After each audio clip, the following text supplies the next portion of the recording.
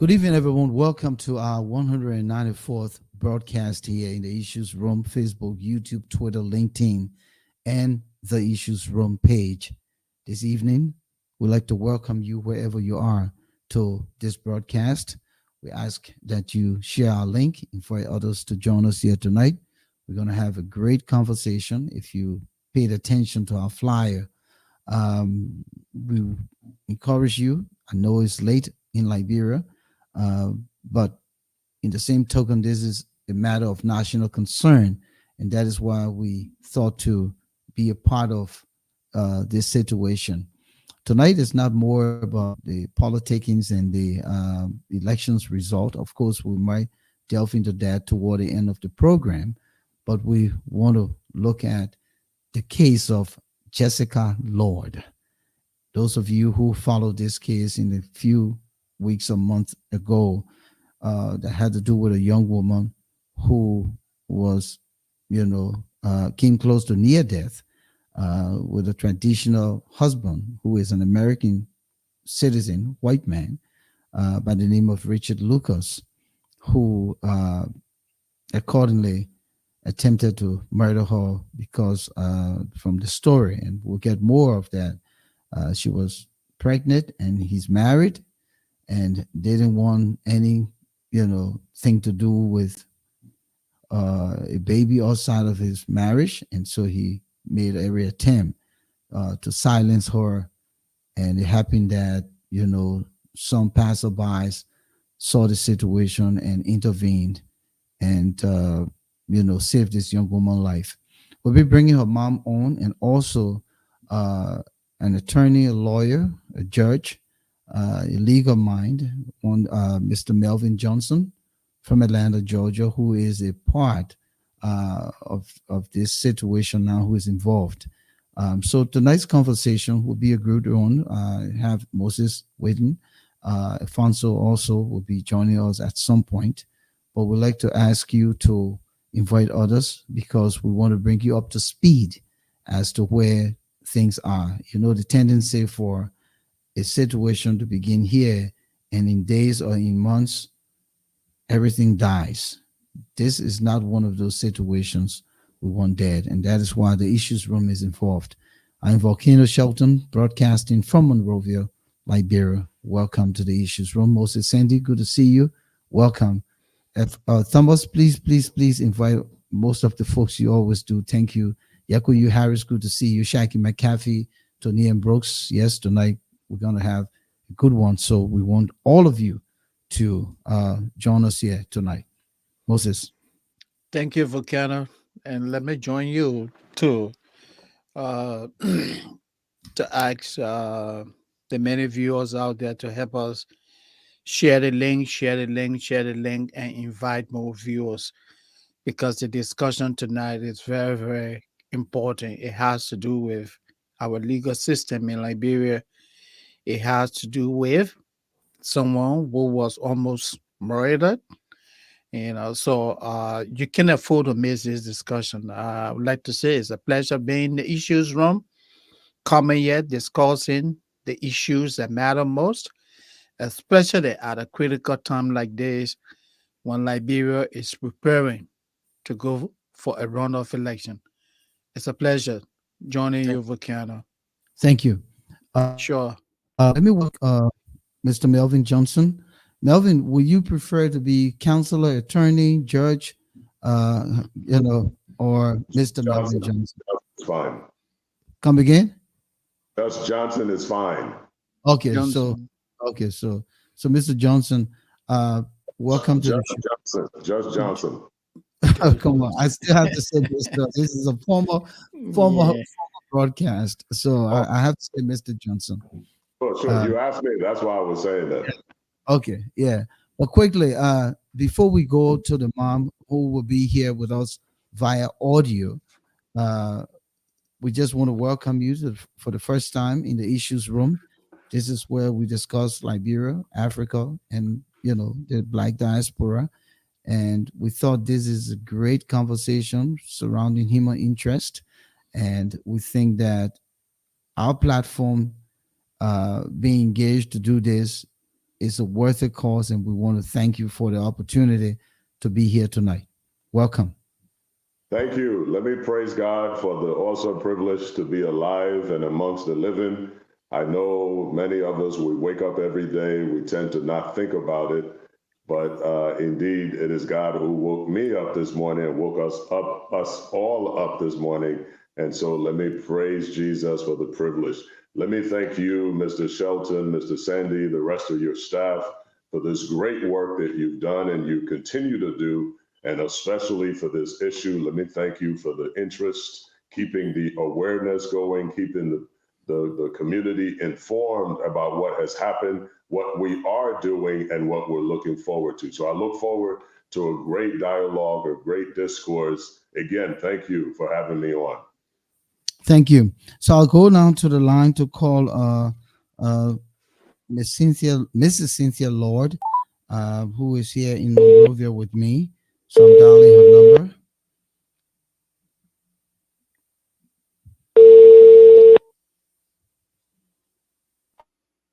Hello? Hello, Mrs. Lloyd. Yes. Good evening. Welcome to the Issues Room. Volcano Shelton here with you, Moses Sandy, my colleague, and Mr. Melvin Johnson, whom you are aware of, is here. And we're Yeah. three. Will be momentarily joined by one of our colleagues, Mr. Alphonso. But in the meantime, I did mention to you that we're going to call you just to have a brief conversation with you regarding this whole situation. And at some point, Melvin would get involved from the legal side of things. But as the mother, we wanted to start off the conversation with first thanking you for accepting to do this, to create the awareness and to continue to talk about the well-being of your daughter and how justice will be served. So to Okay. begin with, we just like you to give a quick background as to where this started, and take your time, explain the story leading up to the attempted murder on your daughter's life. I'm sorry. Okay. So I want to say thank you. Hold on. 1 second, Ms. Lloyd. Mr. Shelton, because this is a pending and continuing legal matter, we don't want to get into the evidence, and we certainly don't want to get into anything any of the witnesses said to Ms. Lloyd, because she may be called on to testify. I beg your indulgence. I'm sorry we did not make that clear. If we can talk about how Jessica's doing, what we are doing, what we're looking forward to do, I beg your indulgence. I'm sorry. I don't want to compromise the integrity of the evidence or the witnesses.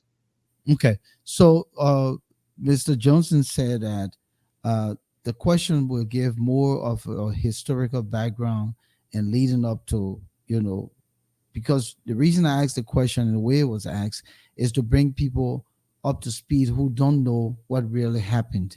But he's afraid that maybe a longer story will lead, to something. So first of all, he wants us to know what is the condition of Jessica at this time. Yeah, according to, first of all, want to extend my thanks and appreciation to all of you in the diaspora that are pushing this case, making sure Jessica get justice, making sure you people will leave your busy schedule to talk with me. I want to say thanks and appreciation, especially to Mr. Johnson, to the Jessica for Justice group, because they went to go protest and draw many people attention. So I want to say thank you to you all so much. And Jessica's condition was at JFK. According to the doctor, he told me that when they did a scan, Jessica had blood stain all on the brain. Yes, and the throat or finger got a nerve cut her finger when she was trying to fight for herself her life. And from the head, behind the head, and hit her with the car ring behind her head, the iron, it is screwed the car ring. Yeah, no, it's called the wheel ring. That's what Okay, the wheel ring. Yeah. Yes. Because cut behind the hair, they have to scrape the hair up. I think I see saw some of the photos. I don't know. Mhm. Yes, and the doctor got injected her to take out the pregnancy. I know the doctor says the kidney twist, where the position where it twist. Yeah, all that won't worry me. And when she get pregnant, got it to at JFK, they did the last cleaning up, took all the balloon sample over there, they kept Mhm. it. I think they got it within there. Maybe they will get all to the court and will appear in court. Yes. And Jessica, sometimes she will get her sit on the bed and just be looking straight. She gets sleep. And I will get her and be comforting her, talking to her. Sometimes she thinking about it, she will just jump on and just sit down. Yeah, so that's it. So, has there been any conversation around taking her out of the country for a more, detailed medical attention, considering not to say that we don't have good doctors, but just Mhm. overall so that she recovers well? Has there been any kind of conversation around that? No, the government have not yet spoken with us on that issue. Yes. So, what do you see? What's the need, the pressing need for her to fully recover? And is that possible happening here in Liberia, considering our healthcare system? Mm. I don't want to, I just want you to help her to go out of here to get better treatment. Yes, to get better treatment. Because I thought talking about in the future, when she having to get pregnant, we should carry her at the early stage to see whether the child sitting in the room correctly, all that things. Yeah, it got me worried. So I really want her to leave and go for better treatment. So I appealing to all of you guys up there to make sure Jessica seek justice and to get a better treatment. I know this is not strange, and Melvin may say something coming in, but one of the things, we look at the pictures, they were very graphic. You could see that Mhm. the knife had sliced almost to her esophagus. Yes. At this time, is she able to swallow, to eat on her She own? she not she not eating rice. She Okay. eats. She also diet. She will drink the juice, the water. Sometimes when she say when she tiny, she can feel the sharp pain in the neck, in the head. She continue to complain on her head, feeling pains in the head. Is she able to talk clearly, like prior to how she was talking and normal and laughing and doing the things that she normally would have done at this point? Yeah, she talking small small, but she Okay. can yell. Okay. Yeah. How is her brother? You said she has a twin brother. How is he taking Yeah. all of this? It's not easy for him because the two of them close. They started school together. They do everything in common. They lecture. They play. They do everything together. So they play on him a whole lot. They will stay playing on him. He will always text me because nobody coming to us. No family. He won't see his sister. No way. So he really playing on him. So He right now, worries a whole lot. right now she in a medical facility where she's not Hmm. being visited, and only you. No, yes. Yeah, we're in the hospital and nobody can visit us. Nobody. For security reason, the government said nobody should visit us. Okay. Uh, Hmm. Okay. So So, Yeah, Cynthia. Jessica and your brother, they are twins. And they okay. were born 2002, February 2nd. Jessica graduated from Cathedral Cali High School and Jesse graduated from SDA on Ken Johnson Road. Okay. Okay. Yes. So after the graduation, we were Hold on one planning for second. college, but I decided to send them to the Power School to go and learn power and things. That's why all the And, problems and and started that's where from. she met this Richard Lucas. Yeah, that's where the problem started from. I don't really want to get into go into detail Okay. because the case is already in court, so I don't want to go into the case. Okay. But I So, think your summer video or the first day happened, but I was at the radio station. I was like confused Hmm. and frustrated. I don't know what to do. Just looking at kind of confused with. I went to the station to draw the government attention. Okay, my So, colleague has a question, and I'll reiterate it. Go ahead, Moses. Ask the question, and I'll reiterate it. yeah, look, first, Cynthia, let me express my sympathy to you and the family, for the situation you guys are currently faced with. I know it's difficult for you as a mother, but I don't want you to delve into the legal Hello? issue. Yeah, Are yeah. you hearing me? Moses, she can't hear you. I will Oh, reiterate. okay. Let's just do Just that. help us Uh, understand for the sake of the many people that are listening and viewing this podcast tonight. Uh, the gentleman, Richard Lucas, the missionary, the American missionary, who reportedly marry your daughter traditionally. You ever had the opportunity of meeting Richard? so the question here is, Mm-hmm. Richard married your daughter traditionally. He's concerned Yeah, whether carry you on. you ever met with Richard. Did you ever got to know Richard? Yeah. Okay. Mm-hmm. So, what kind of man It's is not he? bad price. What kind of man is He's he? asking, what type of man is Richard? This Lloyd might be a witness, Richard, so he I came don't to want us, said he was a Christian, her to get and to for the that, please. conversation, we talked about God business, we preached to us. Everything that comes from Richard Lucas' mouth is about God, the Bible, God, the Bible, God, the Bible. So I was like convinced this man is a Christian, a missionary, he's a missionary. You go on just got the mission, just got it was, you go and teach them the Bible. The way he appears, it could happen to anyone else, anybody. Okay. But it's a lesson also to other parents and to other young girls coming up.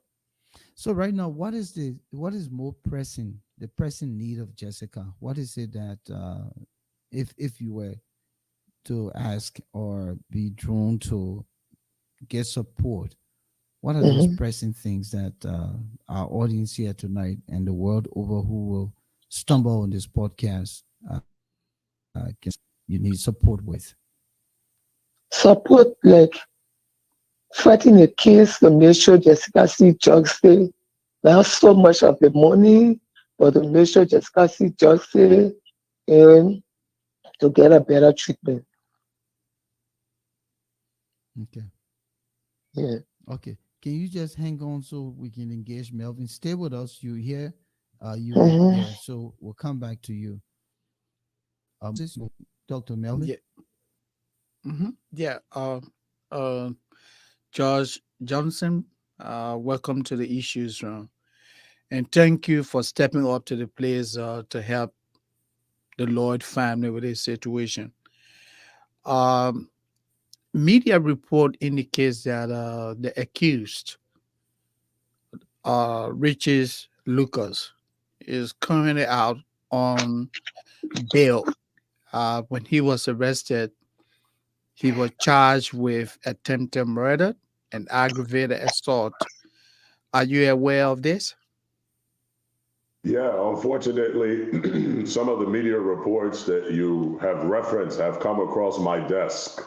Also, at the same time, the contacts that I have here and some in Liberia, I've tried to get definitive confirmation that he has been released because some of the media reports say he has, but then I heard some other people say that it wasn't true, that his bail was denied.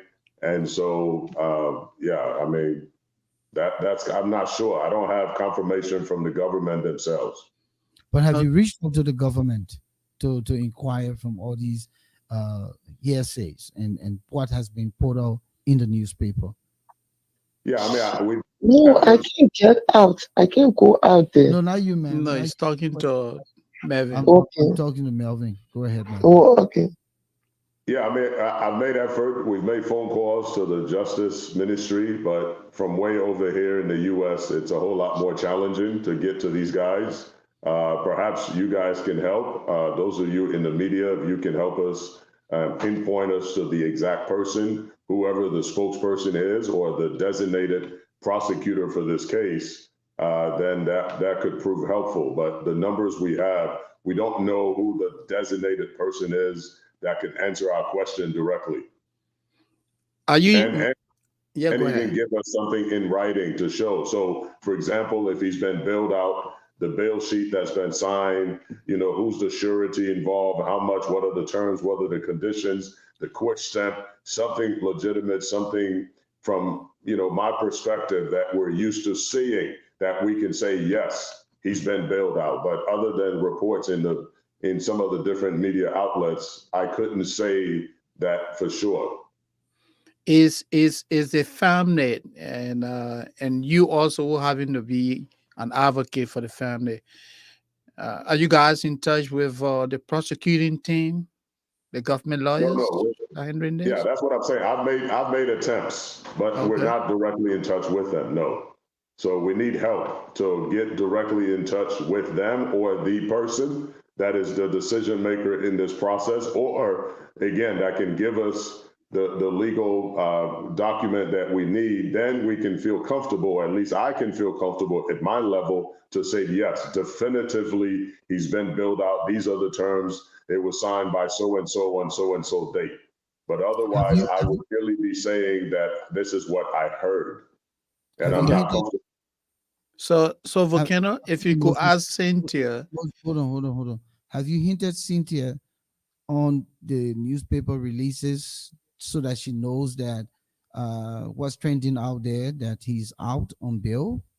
Have you We've not had that conversation. Our very good. conversation has been, because there's so many pieces to what's Mhm. going on. I think we're planning a big praise, worship, unity service and rally this Sunday. Cynthia, we've been working with her very instrumentally. There's a group of Liberian pastors in Iowa we've been coordinating. There's the Liberian Association in Iowa.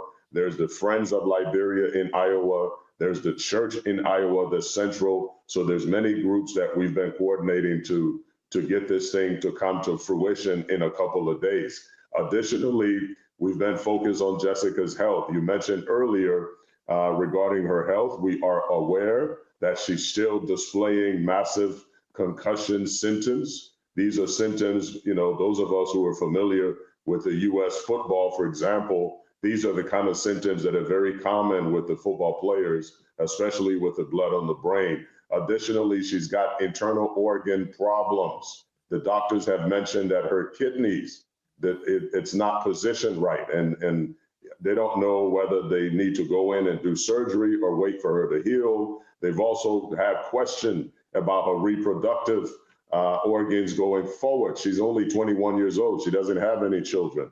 And so there's a lot of other issues and squabbling with.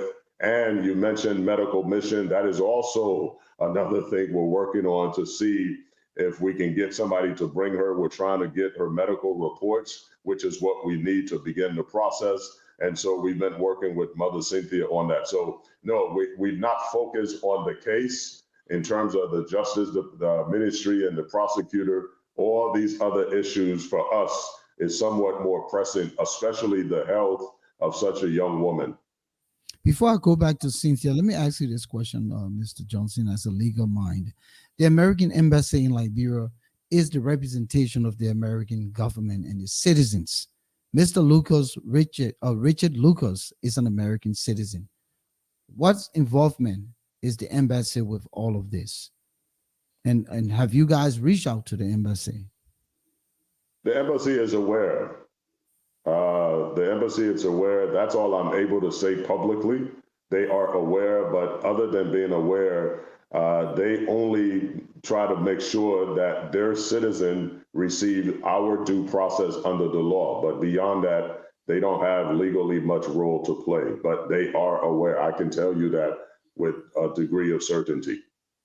So Melvin, in fact, Volcano, just put this to Cynthia for me. Uh, is she working with any representation of government lawyers regarding this matter? What kind of legal support is the family receiving?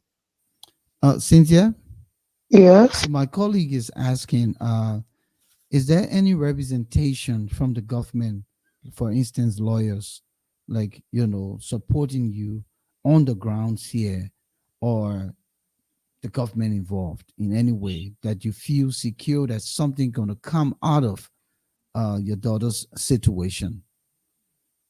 I don't know for now because the government gave us lawyer. I haven't seen that lawyer in person.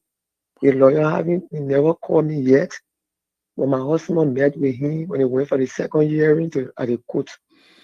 He met with him. He told my husband, "You're going to come to visit or to the hospital we are, where we is present, and you're going to come to talk with Jessica and myself."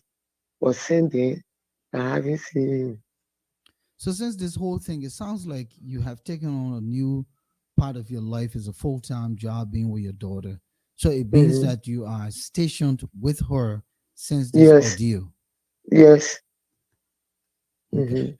So, Volcano, let me just follow up on that question. And I would like to put this to you, Josh Johnson, as a legal mind. And you just heard what Cynthia said that in terms of representation from the government and the contact is very, very limited. Does that really bother you as a career, legal person? It does. At the same time, I have to put Liberia in context. True. If it was where I'm at in the U.S., it would bother me much more. In Liberia, it's things are different. There are different resources available. It's a different culture. It's a different judicial culture, and so it does bother me, but not terribly. If you understand what I mean.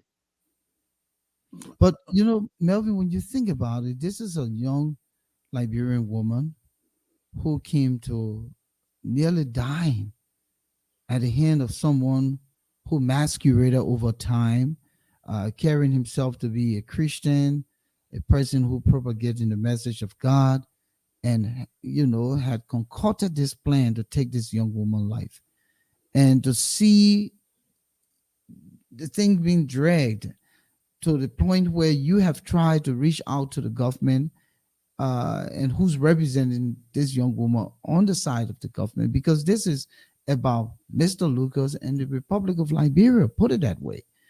Um, should it bother you? Because we all in America know that if this was an African doing this in the context of an American citizen, you can imagine the magnitude of what will be taking place. And to see it on the other hand, and this happened to a young woman named Princess Copper, about a year or so ago, and she didn't get the justice needed, and she passed out.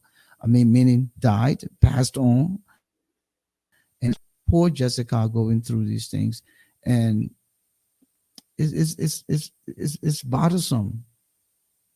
Yeah, I mean, the overall system is bothersome, but honestly, how this case compared to all the other cases, the one you mentioned, there are many more that are ongoing. When you look at this case in context and being objective, I mean, this is the way things are, right?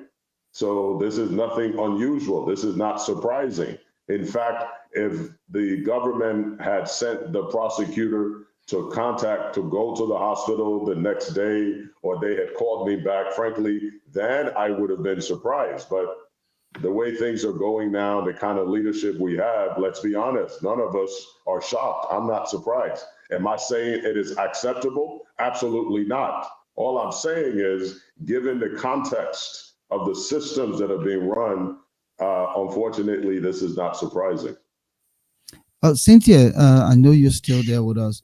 Do you Yeah. do you have you heard anything about the whereabouts of Mr. Lucas? Um, the other time somebody sent me a newspaper on my messenger in my box, my inbox, say Lucas, the free Lucas. I say, I gave you to call. Can you call me? The only thing I say, thank God for my daughter's life. So, Thank God for my daughter's so life. when you saw that newspaper, I know it kind of hit you. I Hard. was like, Yeah. it was not easy for me. Yeah. Sometimes I will buy the fresh milk and just be drinking it because my heart would just be beating, beating, beating, beating. Yes, that's what can happen to me. I was thinking about a whole night, I can sleep, my heart would just be beating, buying milk, a few days drinking milk and praying about it, drinking the milk and praying. Did you share that newspaper with Jessica, or you kept it to Uh, yourself? I can really want for her, To her. yeah. yeah. And you know, Volcano is this is very emotional. To see The someone government try who, to play with it, Moses, it left yeah, with them. keep talking. Mhm. I say if the government not take the citizen first, Mhm. it left with them. Yeah. God So will be the judge. yeah. So let me reiterate what Cynthia said. If the government of Liberia does not take its citizens first, and that's just not for Jessica, but Mm-hmm, for all of the Liberian citizens who are, you know, disrespected, mm-hmm, injured, cursed at by foreigners, then God will be the judge. I through I've seen many things happening in this country. You know, people are being insulted by foreign business people because they say the government in their pockets, they can do whatever they want. And when you see something like this, it speaks volume, Moses. And I just told her to throw that in because I wanted to reiterate what she said, that the Liberian government, if they don't, look up for the citizens, and in this case, Jessica deserves the attention from the government. This is a young woman who this was a planned. It was concocted. He planned it and he wanted to execute it to the fullest. And imagine what would have happened had he succeeded. He would have absconded, leave the country, and then it would be a whole nother drama because who would know? It would be probably somebody that the election's done. They did it because they want him on parts. All kinds of speculations will have gone on. But yeah, God stood there with her. yes. My brother, my son also. God is great. God is wonderful. And God is alive. I just want to tell him thank you for everything. My daughter died and come back. God brought her back for a reason. I just want to bless God for everything. I just want to tell him thank you for my uh, daughter's life. Tell him thank you.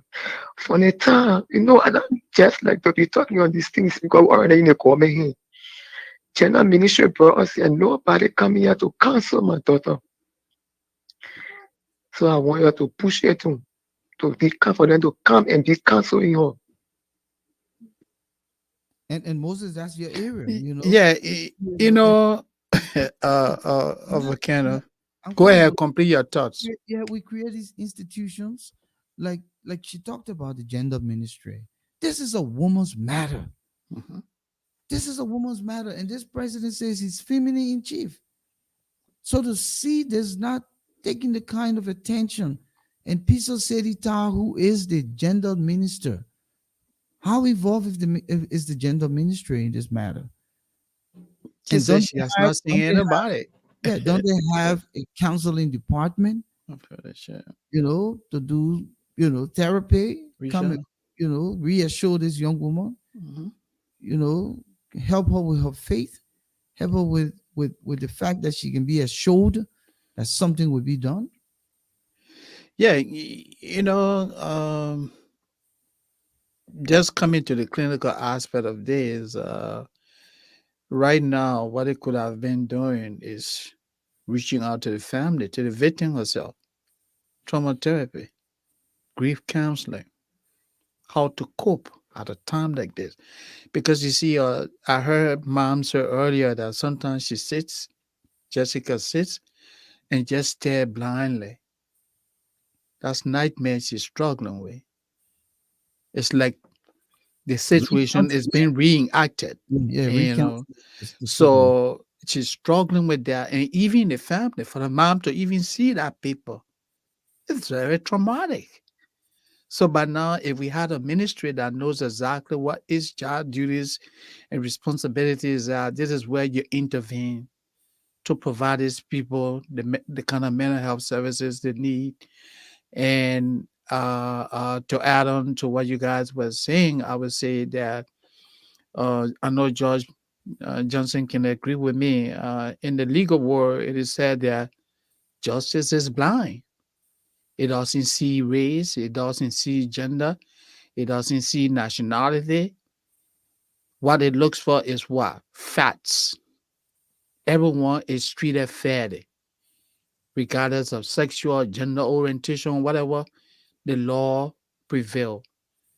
But to have someone, daughter, that was treated like that, those who are on the legal team not even reaching out, not providing consistent updates, that's troubling. It just speaks volumes about our legal system.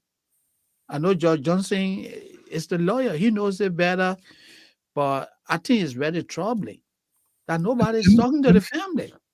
let me come back to Cynthia, and then we'll come to Melvin. You talked Melvin and Cynthia. I know you're hearing me. Melvin talked Mm-hmm. about is it a crusade, a spiritual outreach that you're putting together? Uh, City uh, service and fundraising. They want to okay, do a fundraiser. so how much Cynthia is involved? How much are you involved with the whole planning of this service and fundraising for Jessica? You Cynthia, speaking to me? yeah, how much are you involved? Uh, Yeah, Mr. Johnson told me about it. He said he want me to do my video and appreciate everybody and tell them about Jessica health, what I want them to do to help Jessica to get good medical treatment. So I decided to do it, and he told me everything about it. okay. So I agreed to it. I said thanks. All right. So we'll hear from Melvin to just tell us, give us rather an in-depth picture of this whole thing, and so our audience can follow uh, the intent and how to go about to support this lofty cause. Come in, Melvin. Go ahead, man. Yeah, so we're planning this Sunday in 2 days, the 22nd of October in Iowa. There's a church that is central to all of this. Once I'm permitted to speak, I will give some synopsis on how this church got involved and how we got to this point. But to answer your question, in 2 days, the 22nd of October on Sunday, from 5 p.m. to 7 p.m. Central Time, we will be gathered at this church.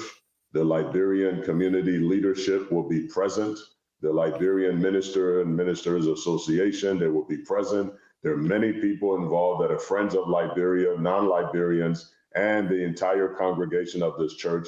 All of these parties, I'm flying out as soon as I get off this show. I've got a flight to catch to be there to help to make sure that the T's are crossed and the I's are dotted so that we can have this program on Sunday. The flyer that you have, it shows where people can go to make donations. That is the church's website that we've set up a link just for this purpose. That is the only and central place where all the donations will accumulate to help with accountability and so forth. So yes, this Sunday, October 22nd, we're having a unity, praise, and fundraising service there in Iowa.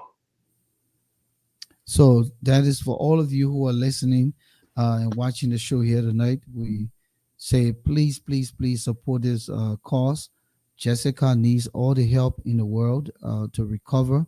If we're depending on the Liberian government, people can say you're on your own. So whatever the community out here in Liberia, the communities around the world, I am sure that Adiaha Umo, who is in Australia, can reach out to the local community there, Adiaha, and just ask them to get involved somehow. You Montreal Kringa, we want to say, please, whatever you can share the word in your community. Thomas Awaji, of course, I know you will do that for you. Um, this is very important for this young woman to fully recover. 21 years old. It's a lot of trauma just to consider. No life experience, no life experience, and the kind of serious matter. So again, Cynthia, we don't want to keep Yes, you sir. we don't want to keep you late because we know is late here in Liberia. Yeah. Is there anything you want to share before we let you go, and then we'll continue with the judge, Mr. Johnson? Yeah, I just want to say thanks. I want to extend my thanks and appreciation to all of you guys up there in the diaspora and in Liberia, our friends who are playing to carry on the protest, the former representative, the name District 8, the former representative of District 8. Oh God, Akara's great. Rufus Nubia carry on a protest here, people on our side. I want to say thanks to every one of you guys, to Mr. Johnson, Melvin Johnson, other people, Justice for Jessica, for the protest, because of the protest, other people got involved. I want to say thank you. Uh, Also, to the Creekside Church, who supporting a lot of children in Liberia going to school, hospital. I want to extend my thanks and appreciation to them also. And for the people using the church on Sunday, according to Melvin, and where they will be doing the fundraising. So I want to say thanks to all of you. I appreciate you so much. I want you people to stand, not only because of not or Jessica alone, but other young Liberians who will also fall in this kind of problem situation. Thank you. Might fall in this kind of situation. So I want to say thanks to all of you who hold together and be at peace because every one of you fighting for one goal to make sure the young people of this country seek justice. Thank you, Cynthia. Thank you. So, okay, We'll then ask that there are a few questions we'll ask Melvin while we continue this broadcast. But again, we'll follow up with you at some point just to know how she's doing, okay, and just to stay in touch. Thank you so o- much. Keep your spirit okay, high. I can tell that you okay, are a woman of faith. Just continue okay, to pray. okay. Thank you. Yes. Thank you, Cynthia. It was a pleasure having you. So Uh, quickly, Moses, hold 1 second here. Your Montreal Kringa is asking, where do we send help, Melvin? Adiaha, So the 1 second quick. Adiaha Umu, who is in other the country, I mean, other the US, is asking how can contribution be made by those who are outside of the US. She's in Australia. Is there something we can put on the screen here? Could you send me? the flyer that is in rotation, I think I sent it to you, Brother Moses. But okay. I can We give the can. site that people can go to. Okay, let's So do that. Creekside DM, Hold on. CREEKSIDE. Side Yeah. DM for Des Moines, Iowa. So creeksidedm.com Hold slash give hold on. DMV, Hold on. StreetSideDM.com/what?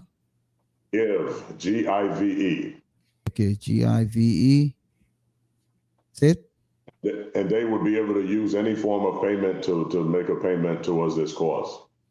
Okay, so folks, creeksidedm.com/gave. Correct. That's it right there. And And, posted live on the screen right there. creeksidedm.com/gave. GIVE. Mhm. okay. And Mr. Johnson, please clarify for us. When you say Creekside, what group is that? Well, very good question. Let me kind of start from the Yeah, for beginning. clarity purpose. Yeah. Yeah, I know the audience, people follow at different level and different times. Yeah. So just to be comprehensive, On September 14th is when this incident occurred, Yes. when Lucas Richard did what he did to this young woman. Mm-hmm. Lucas Richard, fortunately, the situation was interrupted. What he had wanted to do was interrupted by two young men reportedly, and thereafter Lucas Richards was taken to the nearby police station. Mr. Richard is married with his wife living with him at the time in Liberia. When he was taken to the station in an effort to preempt as well as to explain to his wife, because he realized he would be at the station much longer than what his wife would have been expecting him to have left the house for, he called his wife from the station and explained to her a different story, a lie. He told her he had been robbed. He was at the police station. People were trying to hustle him for money, this, that, and the third. And he would be home whenever he got home, but he couldn't say when it would be. And so this wife was also deceived. She gets this message, this lie. She innocently believes it. She calls the family and contacts in the U.S. She shares this lie with them. Among those people who were called, they called this church in Iowa. This church in Iowa, it provides sponsorship for the mission where Lucas, his wife, and 27 other Liberians work. And so when this church received the lie, believing it to be true, they published on their website the news favorably for Lucas and also requesting prayers for Lucas. There are Liberians in Iowa that actually attend this church, just a handful of Liberians. This church has a congregation of about 130 people or so. And so when word got out that this church was posting something favorable for Lucas as a different version of the story, as well as asking for prayer for Lucas, in light of what we as Liberians knew, thanks to Cynthia Lloyd from her posting, it angered a lot of us, myself included. I picked up the phone and I attempted to call this church. Myself, I later learned that many others, not just in Iowa, but around the US and around the world, we all immediately started contacting this church because we were hurt about the publication that they had made. So the incident occurred on the 14th of September. This church posted on their website on the 15th of September. After all these calls and inquiries to this church, finally on the 19th of September, a meeting was held at the church. The church had attempted to answer all the phone calls, but it was so overwhelming. And so they said, listen, let's just have a meeting. Everybody that has questions, come. We don't understand what's going on. We're confused. At that meeting, the church explained and revealed more information. For example, they explained what I've just explained, how they got the information and that they posted it on their website. They explained further that, look, we are a church. And so we get calls all the time to pray for people. This is not unusual. If we get a call and somebody says, pray for John. John's in the hospital. He's been in an accident. The church explained that we don't ask for the police report first. We don't ask for the medical records to confirm that John's been in an accident and he's in the hospital. When we get such a request, we ask other believers to pray for John. And so for us, from our perspective, this was no different. If we've offended anybody by doing what we did, we're sorry, but we certainly did not intend to harm anybody. Y'all perhaps can let us know what, if anything, we can do to make up for whatever harm we've caused. So in a nutshell, that was the church's explanation. That was their posture. Also at the meeting were other Liberians who were very charged, very disgruntled. They immediately started cussing at the pastors of the church who were present. They were accusing them of doing such a thing on a regular basis with Lucas in Liberia. There were talks about perhaps there are other dead bodies that had been buried that they're hiding. They accused this church of immediately working to get Lucas out of Liberia. They wanted the church to guarantee them that if Lucas ever came to America, this church would personally extradite Lucas back to Liberia. and on and on and on. The Liberian pastors, quite a few of them who were present at this meeting, they interjected and they attempted to appeal to these disgruntled Liberians to say, now, wait a minute. We also have churches. And so we understand what this church is saying. Unless you have evidence, let's not go into all these conspiracy theories and accusations and things of this nature, certainly not the insults, the cussing, and so forth. The disgruntled Liberians present, they turned on the Liberian pastors. They began to accuse them of having accepted money under the table. That's why they were defending this church. The Liberian Association there in Iowa, some of their leadership were present. They also jumped in and said, no, we join with our pastors. This is not right. And they too started getting the insults and the accusations and so forth. Very long story made short, the meeting ended in chaos. Nothing was resolved. Nothing came to fruition. That was on the 19th. So the incident happened on the 14th, the posting on the 15th, the meeting on the 19th. On the 23rd of September, my lovely wife had a phone call with a sister that lives in Iowa. They're talking one thing to another, and of course, we're very concerned about the issues that concern our people. And so the case of Jessica came up, they talked about it. Then my wife learned from this sister in Iowa that this sister was actually physically present in the meeting that I've just described. And she recounted what I've shared with you about what transpired in the meeting. My wife told her, hold on, I need to call my husband. He needs to hear this, and he needs to hear it from the horse's mouth. And so this is how I got introduced to all of this that is going on. And so long story made short, I get on the phone, I confirm what the sister is saying, and my wife and myself decide we, as believers and followers of Jesus Christ, number one, as Liberians who bleed Liberia, as the saying goes, this is not something we should sit back and allow to end the way it did. This church, through their sponsorship, there's a school they're sponsoring that is educating over 200 of our children, our future leaders.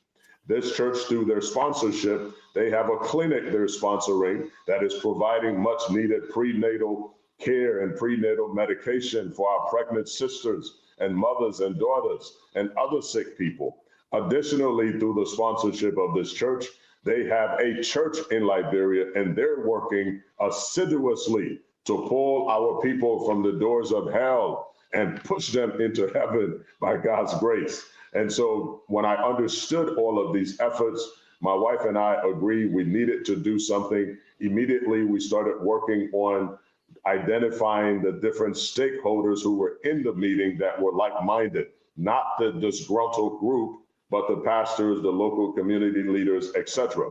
So very, very long story short, after many phone calls, because I reside in Atlanta, Georgia, Iowa is quite a distance from me.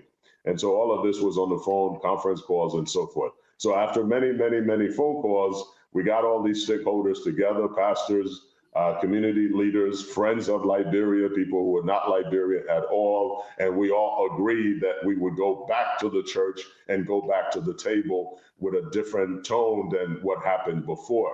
Very, very long story short, we agreed we would go back to the church to, number one, apologize to them for what they've received because it wasn't justifiable. After this meeting, the church continued to receive threats and insults and things of that nature. So it was ongoing.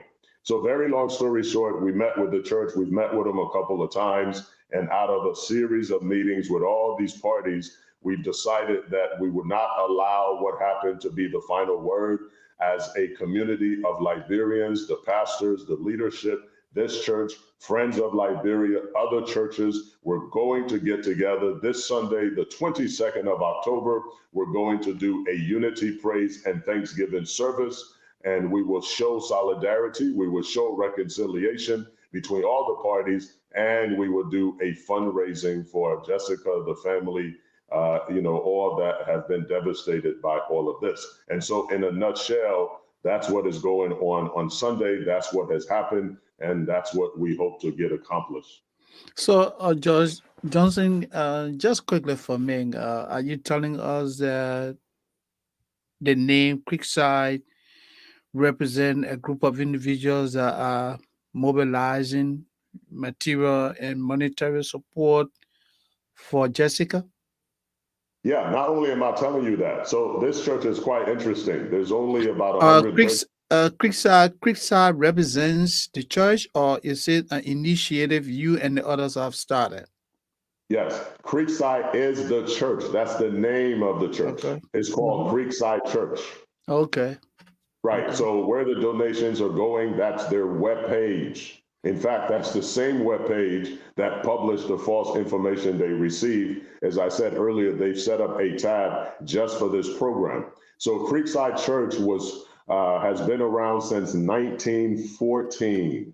If my math is right, that's 109 years. There's only 130 members Okay. approximately. Okay, they've been Mhm. around since 1914. This mission that I've described that they undertake in Liberia, they do the same in Haiti, they do the same in Uganda, they do the same in other African countries and Asia, around the world, to the tune of just over 50 countries they have missions in.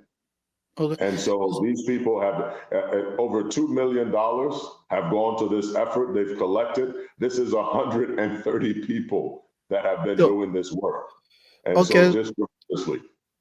So, just for clarity, if I'm making a donation specifically for Jessica, how do I distinguish that from other donations that will be going to the church for other initiatives?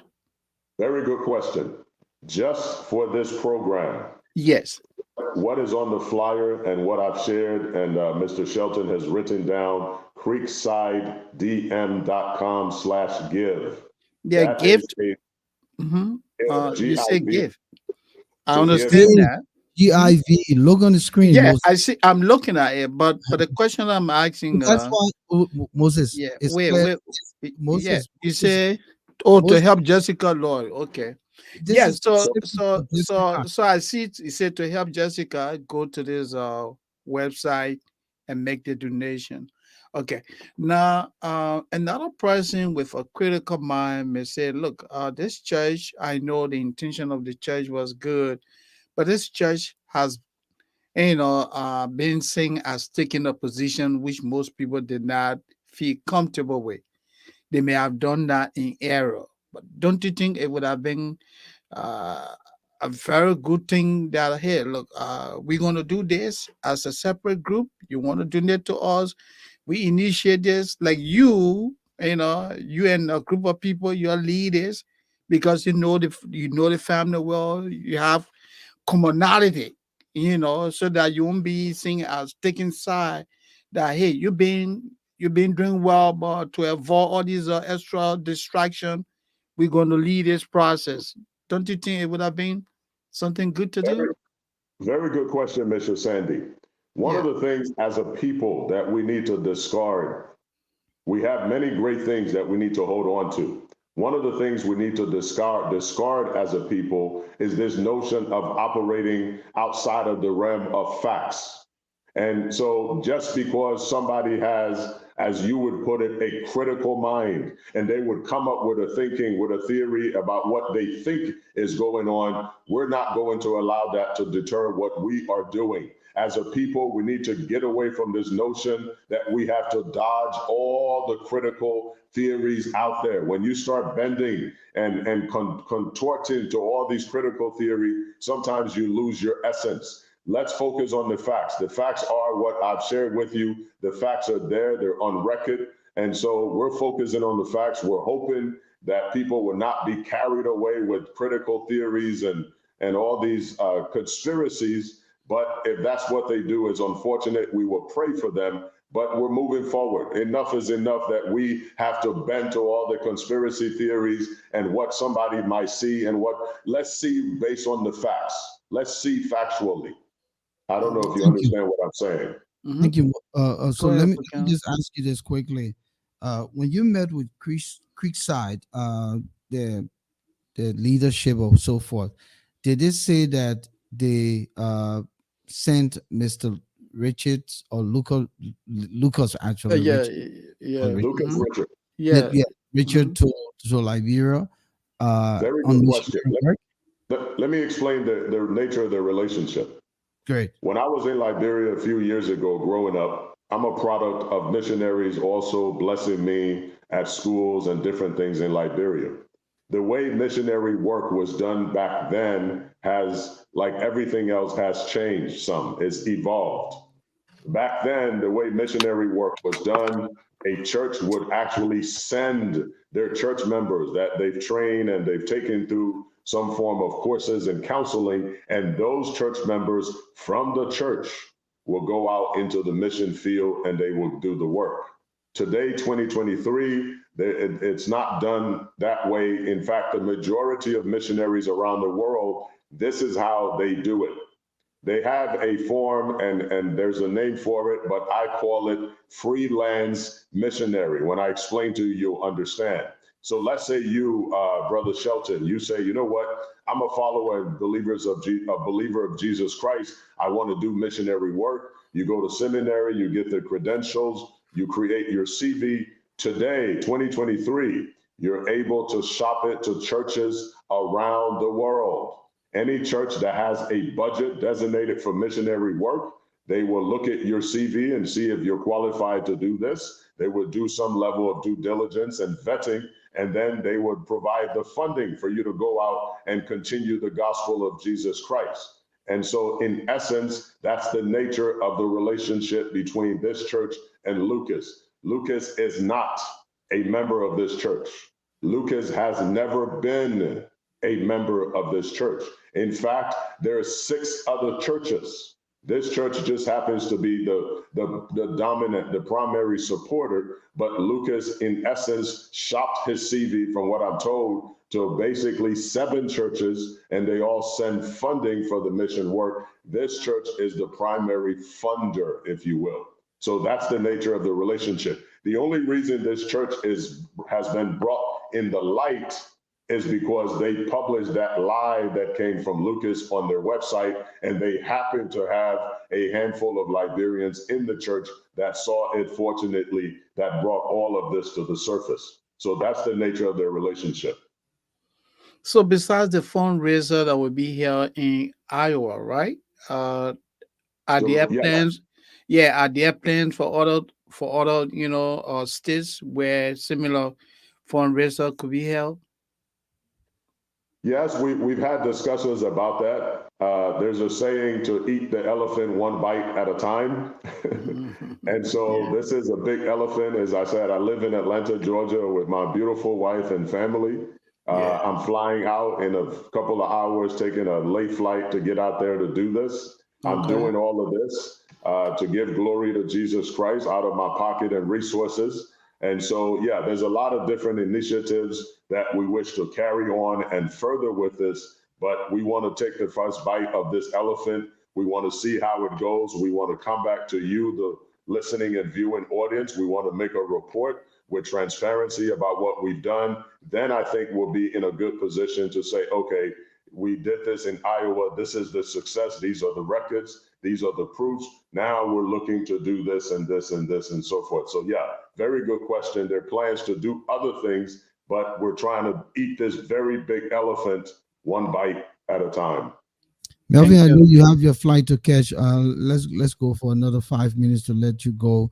No, no, no. Quickly. I've got a few more hours. I got a few more hours, Okay, then and, we'll and keep you I'll a take a little bit. nap on the plane. I've got a few more hours, and I'll nap on the plane.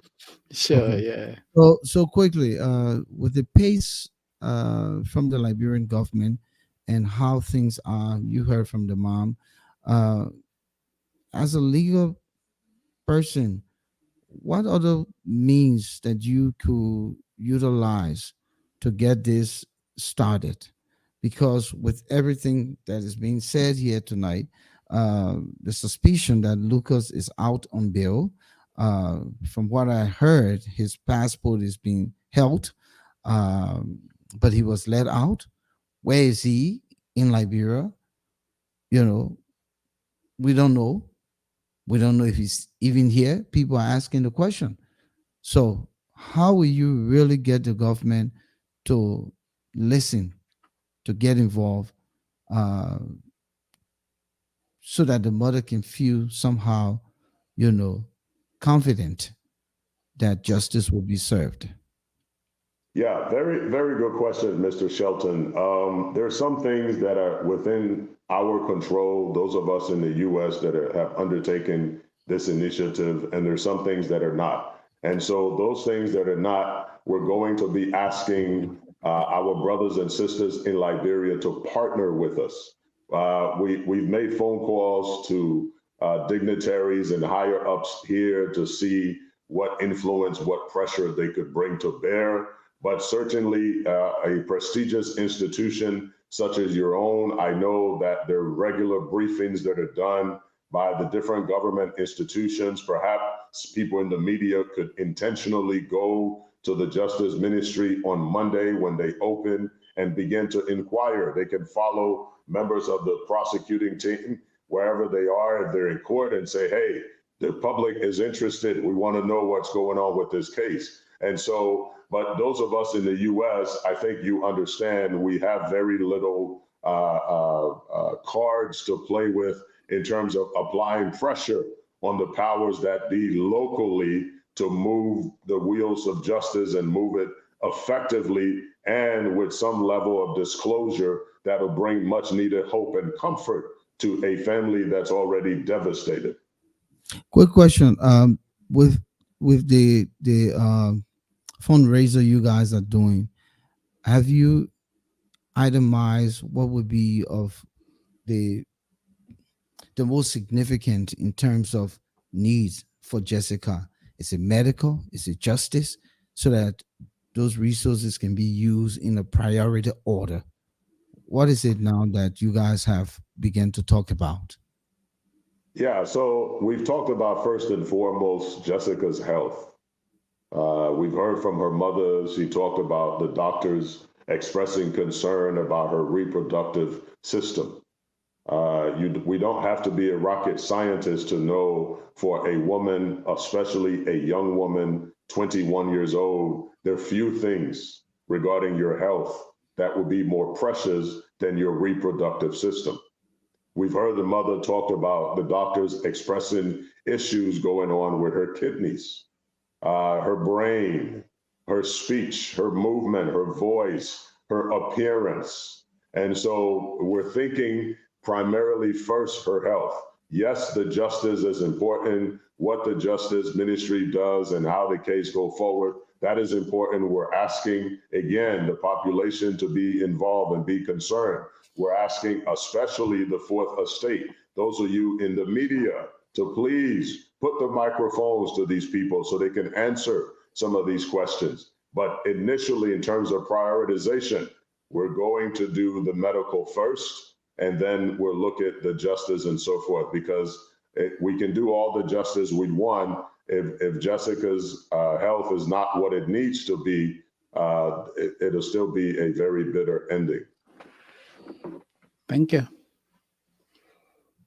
I would say I think it is well said. And a final message for the many people watching and listening to you in terms of helping you and others in making this a success?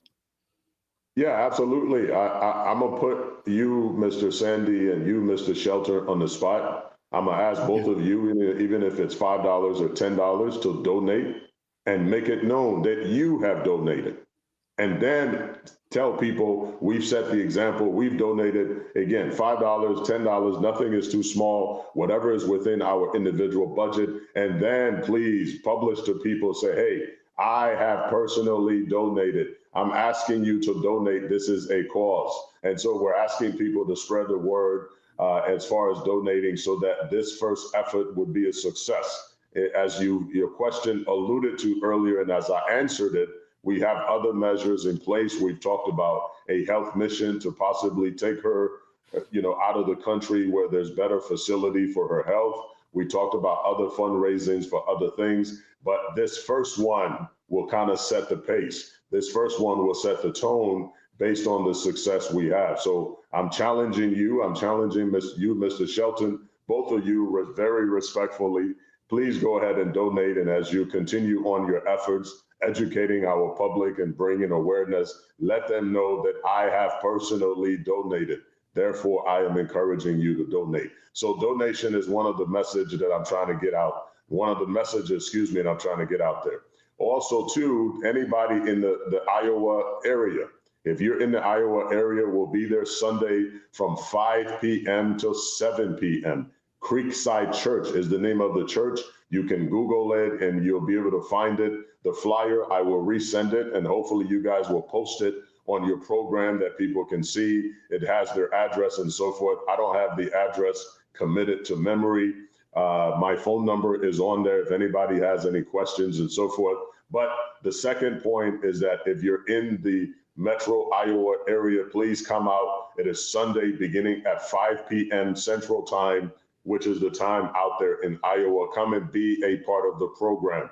Even if you don't have much, but $5 to donate, your presence there, because this will be, we're hoping it'll be televised by the local media there in Iowa, as well as other medias. We're working with the church to see if we can stream it on the different platforms in and about Liberia, and so people can watch it live and see what's going on. And so as many people present there would make a tremendous difference. And then last but not least, as I said, everybody, you don't have to be in the media. Be concerned about the story. Wherever you hear the story, watch the program, such as these, comments on it, give your input, give your suggestions, and so we can make a difference. In as much as these courageous Liberian pastors in Iowa have stepped up, they've been insulted, they've been accused, they've been threatened. These courageous local Liberian Association leaders, these friends of Liberia, people who are not even Liberian, have no dog, as they say, in this fight. They're being threatened. My fellow Liberians, we could at least do something to make a difference. We could do something to set an example with this case. We can do something to send a message to potential future perpetrator to say, Liberians are not the people to mess with. When you mess with one of their own, they unite, they get together, they make sure that justice is served, and they take care of their own. And so let's begin to change the narratives about ourselves. I know oftentimes we say we want better, we know how to point out all the flaws, but what about you you who are watching, you who are listening to me? What about you? If not you, then who? If not now, then when? And so those are the three things that I would say if I had parting messages to the listening and viewing audience. Thank you, Melvin. Thank you. It was a pleasure having you here tonight. We'll let you go. We're about to wrap this program out. We'll hopefully get back with you at some point to see how things are, bring you back here with updates. But yes, we'll make that donation from our low, issues room strength. And we encourage many of the folks here, our viewership, to participate because, of course, just looking at the photos of this young woman and how her throat was sliced, it's just unbelievable. How could she seek local treatment here and still be able to survive? I think she needs better care, come to think about it, because it's holistic. It's not just the scar being sealed, but just the trauma, the head trauma, the concussion, and all of that. And it's not just her mom, herself. So we'll be here. Thank you so much. The brother, the Thank father. you. Yeah. It's Thank you. It's a real challenge for the entire family. Yeah. All right, Moses. So we've let Melvin out. Let's wrap this up quickly Yeah. by Mhm. just looking at the possibility of a runoff. It seems as though that's the conversation in all corners now. From what I'm seeing on the grounds and hearing on the grounds, uh, all of the political parties seem to have caved in. The whole one round, hope for the president, Yeah. including the incumbent. I flogged them before. I will flog them again. Fuck them again. Everybody changing their tune. So Yeah, they doing a lot of see change. the runoff on the horizon. Yeah, that's true, Volcano. Uh, I agree with you 100%. Everybody is in agreement that there will be a runoff. And it is my understanding that the runoff may come before November the 10th. I heard earlier, and I don't want anyone quoting me on that, but I did hear that November 7th will be the runoff date in Liberia. I know tomorrow. From what I heard, I know Yeah. you heard that, but I also heard that November 7th is too short of a time to prepare. So it could be possibly 3 weeks to 4 weeks. So again, Okay. everyone giving Yeah. their, you know, Yeah. Okay. So, but like I was saying, tomorrow they're gonna be um, you know, sending part of Nima County to I'm told, two voting precincts where there were disturbances, ballot papers taking away, voters from those precincts will go to the poll tomorrow. And when that happens, when the results are announced, that will bring to 100% of the over 500, precincts that the elections commission created for this election. Right now, as we talk, the two contending parties, Unity Party, Standard Bearer, Joseph Walker, has 43.44% of the total votes cast. George Weah has 43.84.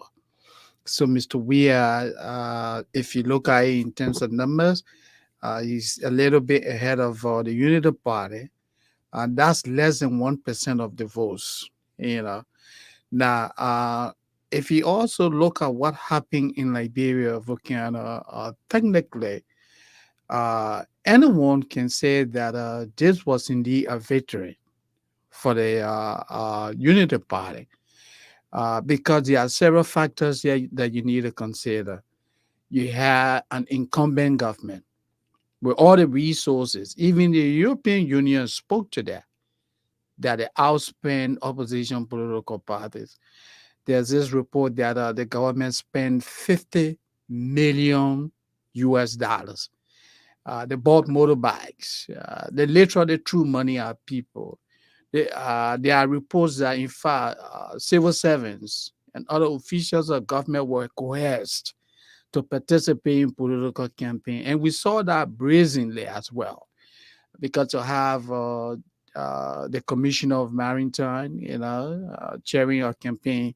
You have a Deputy Minister of Finance and other, senior officials of government campaigning, including the head of the Good Governance Commission. These are all, open violation of the code of conduct.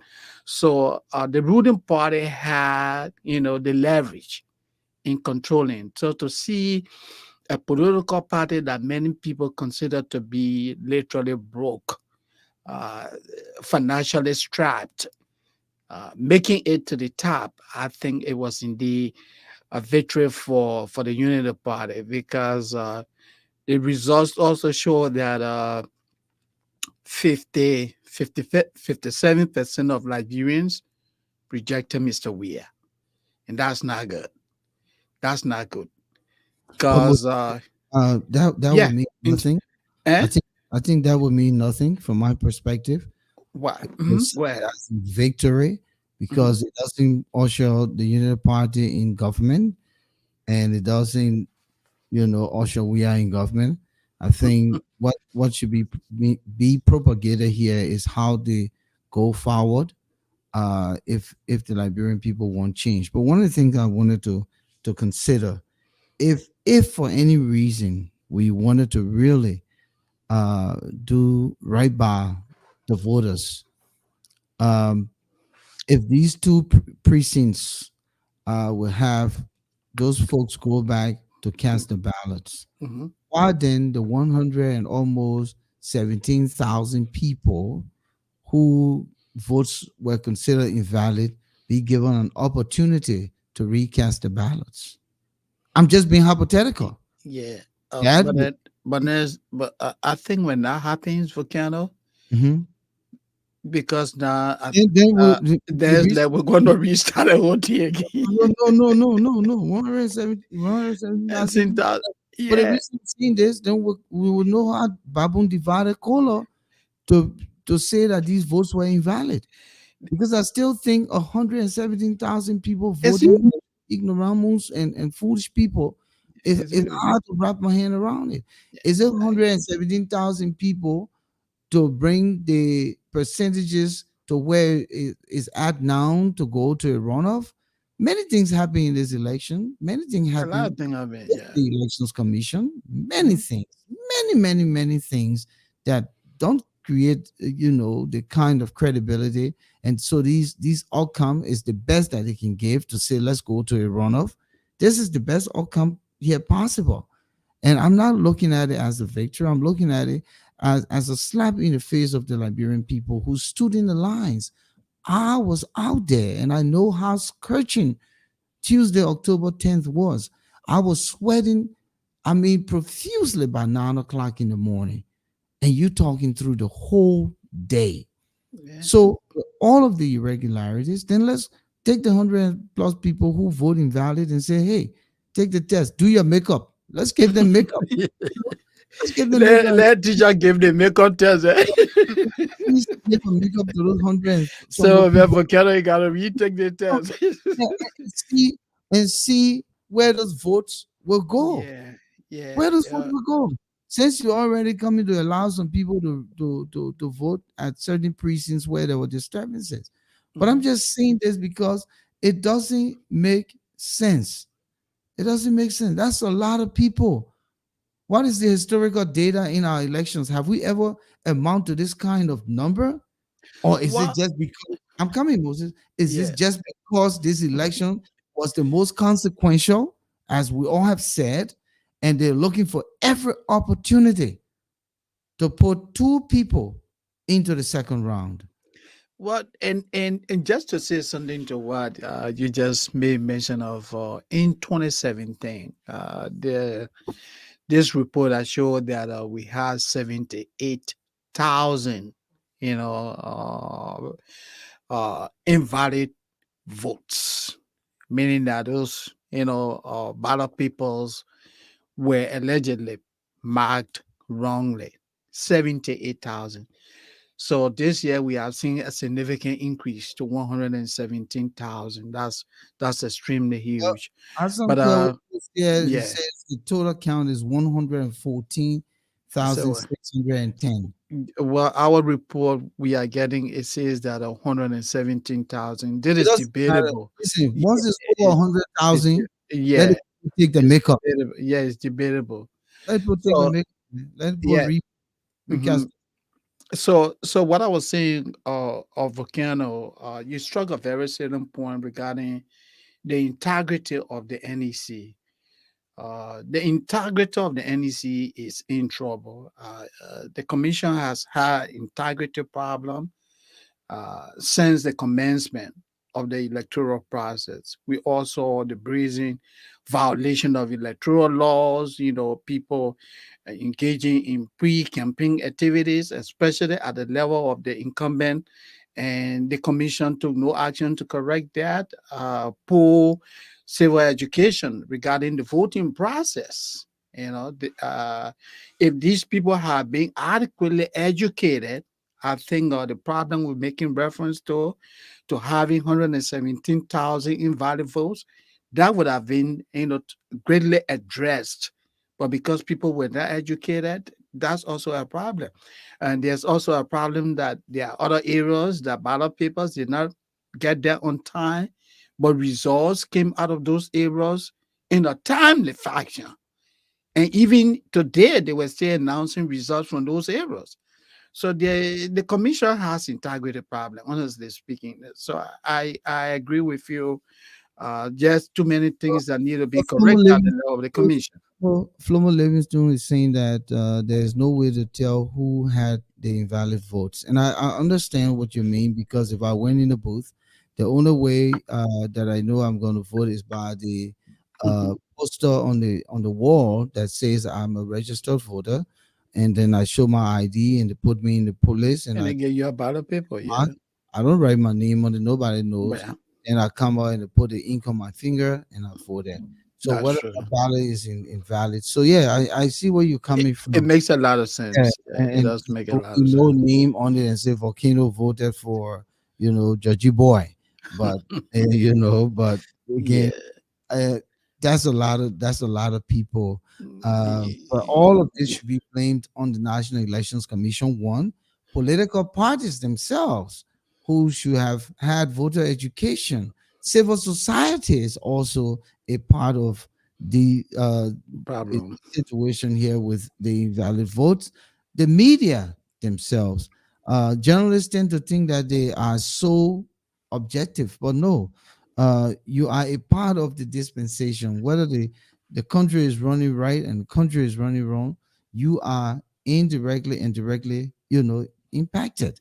So a lot of us, churches, schools, we failed Hmm. miserably Hmm. to educate our voters, especially the newcomers, the first time voters. How much education do they have, to understand what they went in that precinct to do? So again, I don't know how these things can be fixed for the runoff, um, but I will assume that with what the folks experienced on October 10th, thousands and thousands of them may not go to the poll. I also heard here on the street that they are turning, you know, carrying pickup around, Yeah, masquerading buying. Hmm. masquerading as NGOs and going to places in parts of the country and asking the people to come for donation and handouts and rice or whatever, and say come with your ID, so your voter registration card as your identification card, so we can give you, donation. And when the folks come, they take the card from them. That's the other theory going around. So that way, when you take the card, those folks will not vote, and who knows whether those folks is from the incumbent or from the opposition. So many things people are prepping now toward the runoff. So there's a lot of work needs to be done. I'm not sure how soon this runoff. I know you preempt uh, Hmm.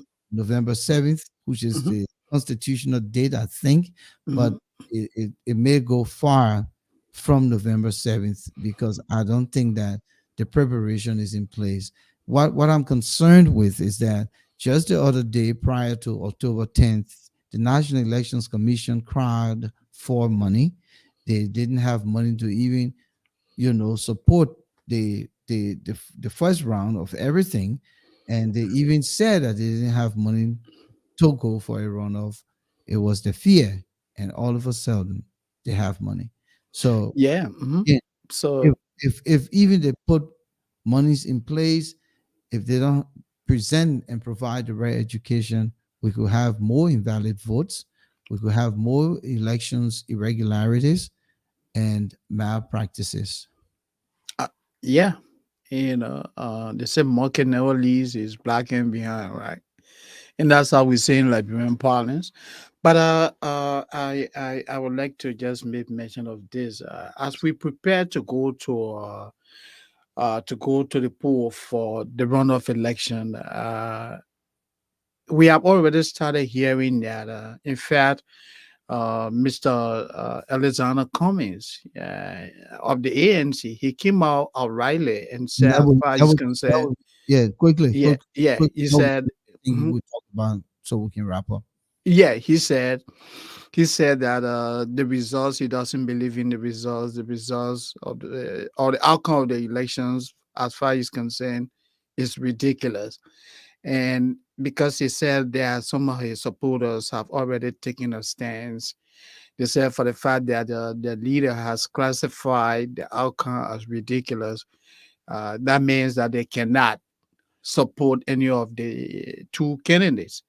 So it's that they're going to be neutral. Like I told one of the gentlemen today, but if you have, this is about nationalism now. You have an incumbent, you have a society that has absolutely uh, no rule of law. Everything is crumbling. All with it, and you have another person who is coming to say, "Hey, this is our vision." So it becomes imperative that everyone takes a side.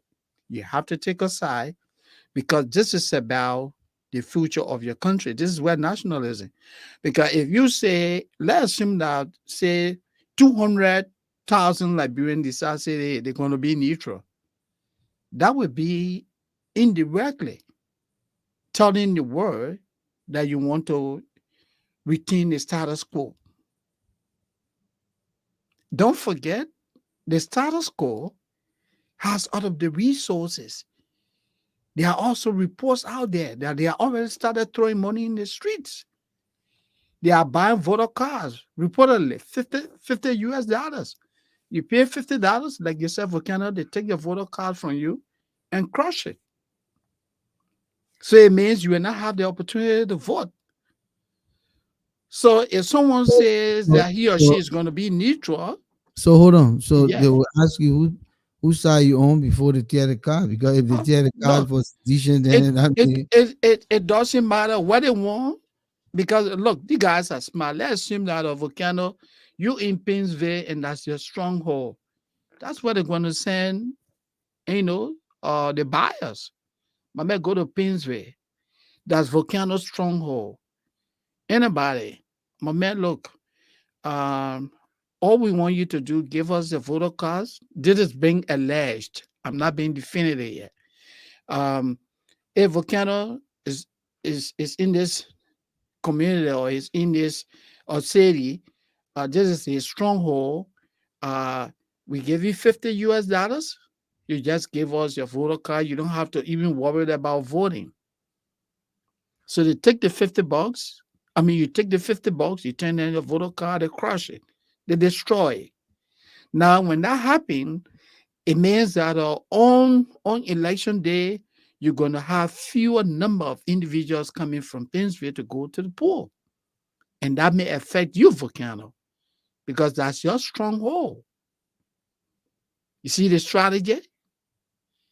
I'm told that people have been dispatched to places that, the incumbent believes are stronghold of the opposition, and they have already reportedly started doing that already. I don't know how credible this report is. And then you also have the division with the opposition political parties saying that, they prefer to be with the devil they know better than the stranger that they just don't know about. So you see so many things happening. Money is changing hands. Before I came to this podcast, I heard that ACO will tomorrow. ACO came forth. I learned that tomorrow ACO will formally endorse the Unity Party for the second round. So many things happening. Let me stop and give it to you. well, I mean, I think we can wrap up here because it's past 12:30. It's going 40. But Okay. again, I would say that quite frankly, anyone who means well for Liberia uh, will see reasons um, to look at the best option. Damn. I am not here in this position to determine the best option. Only the voter, the political institutions who are carrying the partisans know what the best option. And for any person to stand and say, I stand Neutral. neutral, I think that's unfortunate. There's no time for neutrality. You either go to George Weah or you go Or to, Unity Party. because if you stand neutral and it doesn't tilt in the direction you want, then what good it is? You have the opportunity to help tilt it Yes. in the direction you want. So it's like a pendulum just swinging. All you need to do is stop it here Mhm. or let it swing there. So if Alexander Cummings is contemplating that, then it also shows his lack of patriotism, because he's a man who we believe should be able to accept the situation and navigate his way to be utilized in any capacity within any of the government, whether it's the CDC or whether it's the Unity Party. I don't expect Alexander Cummings to even work for salary. I expect that he will say, I'm here to give my service for my country. And all of the things that he lamented over his campaign period, those good things, he can sit to the table with anyone who wins the presidency and say, I just want to be of help. And that is not just to Cummings, but all of the other candidates. Sarah Yanti Beslow can bring her, international Support. experience, no experience or experience to the government, to whatever government in support of the Liberian people. So again, that's how I want to leave it. But just before we go, Moses, let me quickly do the Manin Sumo's memory lane. He sent that, and I'd just like to close on that quick. Um, I just had it pulled out, and then the phone closed. So we got it right here. Why is it acting up tonight?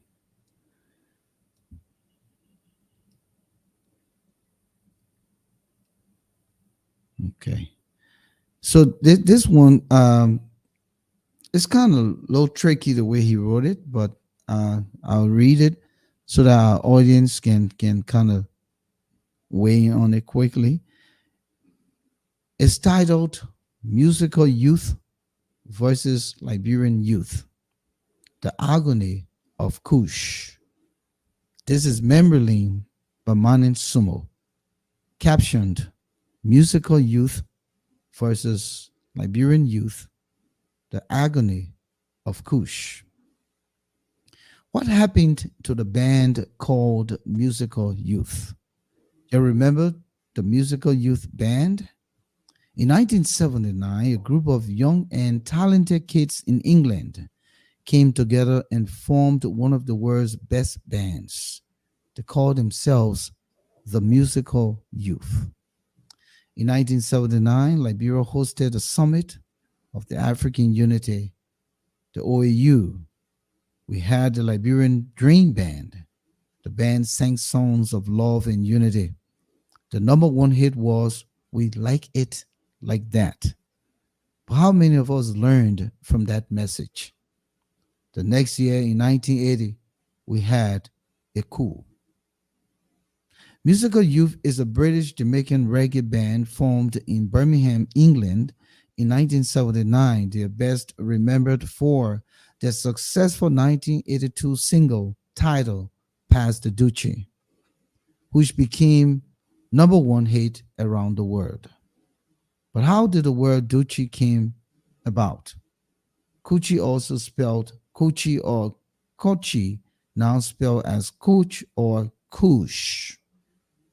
Cooch or Kush is a slang for a pot that holds marijuana, which is meant to be passed around from one smoker to another. How did this pot or marijuana take hold in Liberia, and how does it enter and pass through the Liberian borders? Musical Youth Band is virtually dead, but is Liberia the resurrected Musical Youth Band that promoted Coach through the song titled Pass the Duchy? Musical Youth is currently in disarray. One of the members receives medical attention due to the aftermath of using Coach or Duchy. So can our Liberian youth learn from this? Were they ever told the story? Our future leaders are challenged by the proliferation of street drugs, which I believe is planned tactic by our political affluent to suck our future leaders into disarray. To our incoming leaders, stopping the use of cooch by our children in Liberia must be given first priority. It is a national security threat. It is a human capital threat. Mr. President, can you just listen for once? I'm talking about our children, our future leaders. the ones you know, the ones we love, the ones God gives us or gave us, the ones with black and brown eyes, the ones who rules after you. They are crying for help while we call them Zogos. They cannot be replaced by building roads or bridges or paying wide fees or expensive political campaigns. There is no replacement for humans. Make them first priority. Mr. President, in your first day in office, please declare a state of human dignity, the restoration of human values in Liberia. They too can live a coming peace. This is something by Sumo, and he just passed this one called Musical Youth versus Liberian Youth, the Agony of Kush. Thank you, Dr. Sumo. Good job. Yeah. Moses, I think we'll just tease what type of country is this quickly. Listen, man, what type of country is this? That in the election of our future, our time, 100 and almost 17,000 people go play with it and ask to pay in the ballot box. What type of country? How can 117,000 people go ask to pay? It's the most constitutional election in the history of the nation. 117,000 votes just go to waste, my man. Can you imagine that? What type of country is this? What type of country is this that the commission that is close with the authority failed to educate voters? As a result, the country suffered 117,000 votes going to waste. What type of country is What this? type of country is this? The voters themselves, they walk in our booth. They had three means of voting: the X, the finger print, and the check mark. Yeah. And still they miss those three things and they pay wire fee for them for free. What type of country is this? So what's up? You know what, Volcano? Maybe some of them they did not pay wise fee for them because some of them may have been illiterate, and those that led them, voted wrongly. That is laughable, but it's very serious. It's very serious.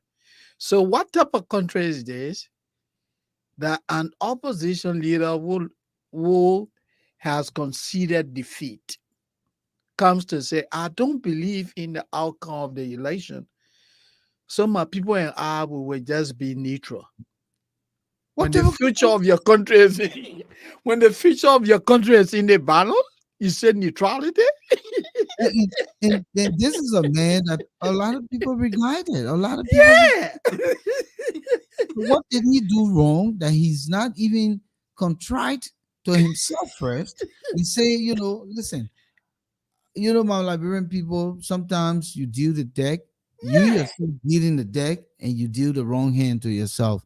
Yeah. But we will support the best cause. That's it. We'll support the best cause. And to say that you're neutral? Come on. What type of country is this? Shaggy McAfee. Let's go to Shaggy quick. What type of country is this? When you write a piece at the end, you have to say a coming piece. That's a good one, Shaggy. Right. But Dr. Sumo is doing well. No, Massimo scared. He said a coming piece just so the brother when I can look for you. What type of country is this? You write a nice little piece, at the end you have to say a coming piece. Nobody should come break my door. What type of country is this? But this is serious, yeah. Go ahead. That the country does not put its people first. Mm-hmm. And we're talking the case of Jessica Lloyd. Yeah. What type of country is this? What type of country is this? We say the man cannot be bailed out because it's attempted murder. so he can be bailed out. Yeah, he But can be better. Yeah, how involved is the the government? legal team. Yeah, with the family. Just No to read, consultation, my man. No you know. consultation. Okay. I mean, and Volcano, Rich what type of Mrs. I country have a is this, right? go Oh, ahead. yeah, I know. I just wanted to say this. I Mhm. wanted to say this, right? That what type of country is this? That the ministry that is, authorized to stand in defense of all gender issues. A female almost lost her life, yet the ministry remains aloof, not involved. What type of country is this? What type of country is this, Shaggy McAfee, that the government said illiteracy rate is in the decline, but over 114,000 people messed up on their votes? I wonder what the number would have been if George Weah government didn't help bring the number down. What type of country is this? Manu That- Sumo, what That's another red flag for John Weir. when the candidates are busy attacking each other, they forgot to teach their voters. Yeah. What type of country is this? The candidates Yeah. were attacking each other Hmm. and they forgot To teach the voters the how to voters vote. how to vote for them. And that's true. That's very interesting. That's very interesting. What type of country is this, man?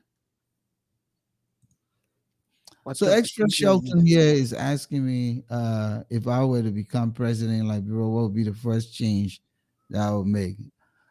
Young man, it would be the rule of law. That's the first thing.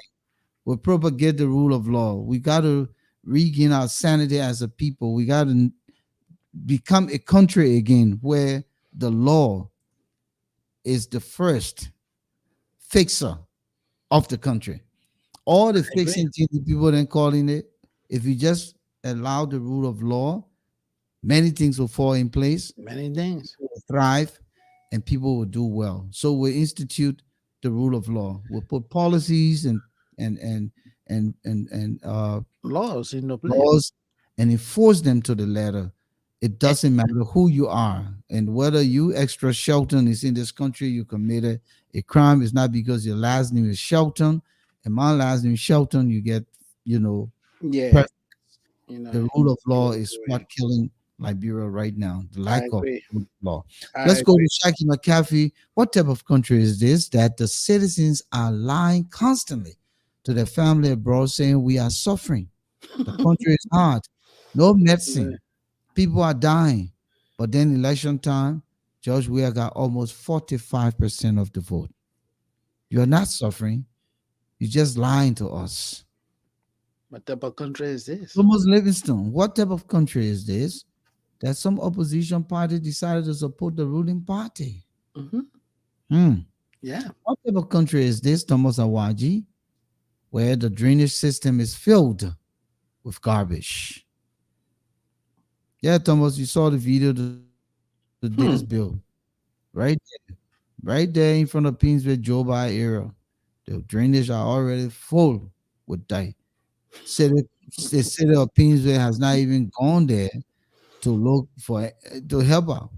Then the other part about it, on the ends of the road, they did not do land restoration or put covers so that erosion will undermine that road, and at some point it will sink, it will cut. There will be what we call sinkholes. You know, it bothers me the things that we see internationally, and we go back and we do the opposite. You know, we do the opposite.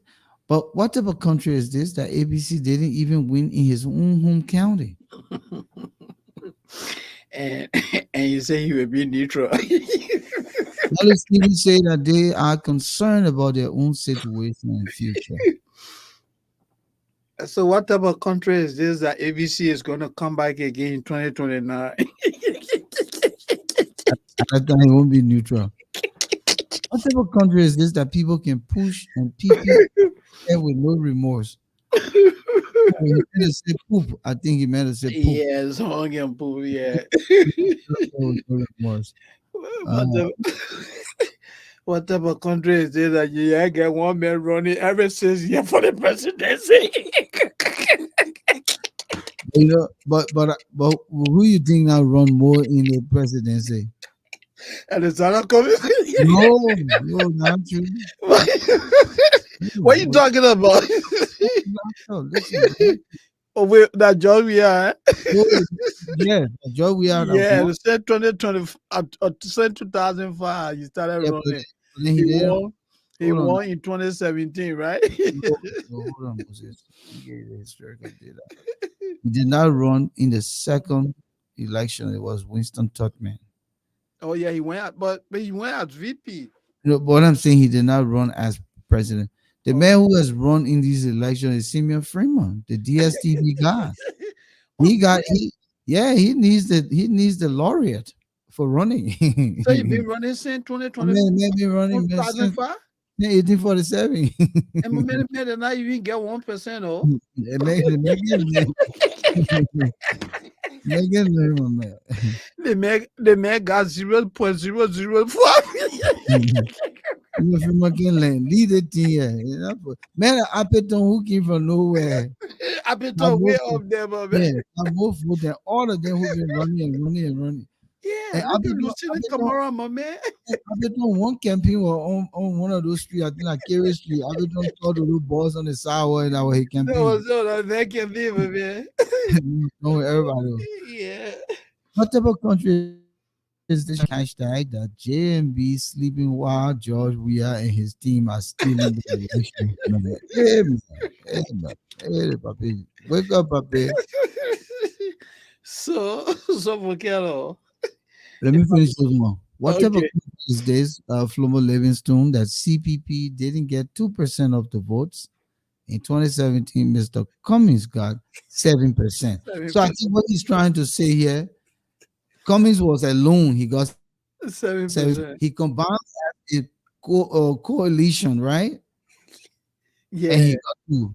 So Yeah. what does Musa ability do? And you know something? Let me just touch on this before we go, Moses. Let's just touch on this quick before we go. Yeah. Ability was emphatic, swearing out there that he would never support anything Yeah. He said it. Joseph Boakai. Hmm. He said it. Yeah. And now the question You now. know, and you know what comes to mind? Musa No. Belede is one of the sons of Ellen Johnson Sirleaf.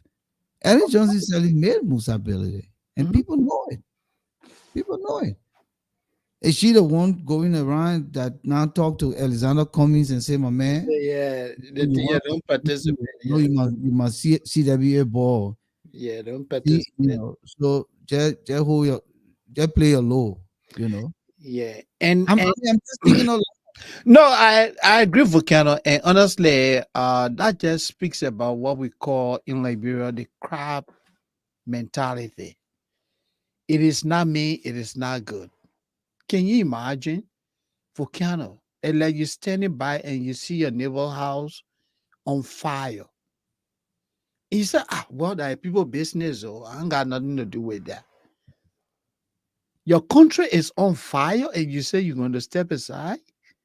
I mean, no, but I Yeah. think honestly, and let people come run behind me and ask me question too, but it's just my thought, and I Only have to you. write You as a entitled to Liberian. your opinion. Oh yeah, I have to write as a Liberian. Yeah, to express How your can opinion. I'm just thinking aloud. Musa Belede would just be so emphatic and so stubborn, obdurate, to the point that he sits there and Yeah. He declares that said that, yeah, he will never nothing support supports this Joseph is Barker just about in that. support. So that in itself, he was telling his standard bearer, Alexander Cummings. Don't Yeah. support So in the him. same token, Alexander Cummings being influenced by the Madam Ellen Johnson Sirleaf, the old lady can leave our Liberia business, not do all her own a day to day. Let this country be and let this country thrive. Some of us want to see good for ourselves too and our children. You have set up your children. You have given them all that they can ever have in their lives, your grandchildren, all of that. Let the country be. Let it be. So I'm just thinking out to myself, she could be some of the influence that making some of these It people now is, to say, it you is, know what, the it is status quo, likely. coming, the status quo must be maintained. Yeah. For getting to live in Liberia and enjoy and sleep freely, it means George Weah must be president and would do anything possible to make that happen. I But agree. anyway, Arizona coming and CPP 2% will not make any difference. No. So, you I mean, know, the man is negligible. His votes are all negligible. And you know, Volcano, the saddest thing about it is that Mr. Comey has a group of individuals that you and I will consider conscience of society, highly educated people, and they're taking such a position. It makes me to wonder whether they understand the implication of what they are saying. and Or we're being neutral. yeah, but I honestly think that a Joseph Boaga presidency will not be a one-sided southeastern government Oh like in the no, no, no. yeah. I don't think so. I think Mr. Boaga may have his UP people in government, but he will, I believe, send out, spread it out so that we can have an Yeah. inclusive leadership for our country. Mhm. And because he knows that to rescue Liberia, it takes the brightest minds of this country and the people who will work and will be diligent Mhm. for results driven people, not just come and hold a walkie talkie growth stomach and be sitting all around the place and you say you missed a minister, you missed a this, you missed people who you will literally see working with result. That's my faith. That's what I'm I agree. thinking. Mhm. Because I was hoping that we would do that. And he has not demonstrated that in the 6 years of his leadership. He's tilted the government one-sided and has not even made some credible reshuffle. You No. telling me 5.2 million people, only the few guys around you From will the continue, southeast. Yeah, from and the then you're going southeast. to take this into another 12 years? Southeast. How can you have such a political dominance? On the southeasterners, the Minister of Defense, Southeast. The Minister of Finance, Southeast, the Deputy Minister of Finance, Southeast, the Minister of Transport, Southeast, the Governor of the Central Bank, Southeast, the Director of Police, Southeast, the Commissioner of Immigration Bureau, Southeast, the Commissioner of Maritime Program, Southeast, the Minister of Information, Southeast, the Deputy Minister of Information for Public Affairs, Southeast, and the list goes on. And But Alexander Cummings, but even Prince Johnson said yeah, it. He mhm. talked about and and how weak and that and and government is. and, and Volcano, this is how I'd like to wrap it up. Mr. Cummings is on public record for saying that when you do one thing uh repetitively and you expect, I mean, you do the same thing over and over, but you expect different results. That's insanity. And he said that on a continuous basis. And in fact, he said Liberia was on autopilot. Liberia is on autopilot. And Mr. Cummings, you see the plane is flying on autopilot with Liberians on board. And it's about to And you take a have, new life. yes, about, yeah. And you say, oh, you know why this thing here, I will stand aside. Mr. Cummings, man, that's hypocrisy. That's double standard. Well, because it's not you. Mr. Cummings, you got to be a nationalist. Yeah. Cummings, you can't do this, man. Oh, And, you know, and Moses, I understand your frustration here. yeah. We're not saying that you either pick the rock or the high place. That's how you have That's to all, take a position. that's all we're saying. Mhm. The rock or You a gotta high take place. yeah, you But to gotta say take a that you're gonna stay neutral. What yeah, happened from neutral. Maryland County that you claim to come from? What development is Maryland County going to receive if you decide to stay neutral? What Neutral. what development Montserrat County that you have invested all of your businesses and foundation and all of that, if you decide to stay neutral, you should be a part of the process, irrespective of whose side you pick. And I Absolutely. think that that is unfortunate to come from him. He is the one who is insane because he's doing the same thing over and over and over and over. Oh, and expecting Mm, different results. yeah, and it's not going to happen because the only different result that can happen is if Cummings takes a side. He has to. Yeah, you have to take a side. He has to But go. again, Moses, it was good catching up tonight. We have to go. Let me just throw this in here quickly. What type of country is this? Shaggy McCaffrey, the ABC. That ABC was better on his own in 2017. Now he added more people to his team.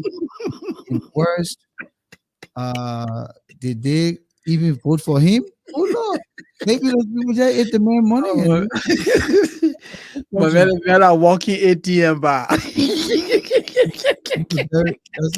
that's a very good one. Comments is walking ATM. Yeah. But people say, "Come, you don't get money." So I don't know how true is that. But man, even when I found out, I said, man, give everybody, man, I walking ATM. You see the boss already telling the man to come back 2029. All right, gentlemen, ladies, we It want to was a thank all of pleasure. you for Yeah. joining us here tonight. Thank you so much, Tyrone Marshall. Good to see you, Ellis Stevens. Thanks for coming back. Flomo Livingstone, as usual. Thomas Awaji, Shaki McCaffrey, good to see you. Would like to also recognize the presence of Tony and Brooks. It was good seeing you, Adiaha Umo. Thank you, Extra Shelton. Thank you for coming through. Morning Sumo. Uh, we say thanks to Hassan Kewu for swinging by. You are a major discussant, and at some point we'll be reaching out to you. I know you always say you're not political man, but right now I'm a man. That political season, you gotta come talk politics. I don't care how you run from it.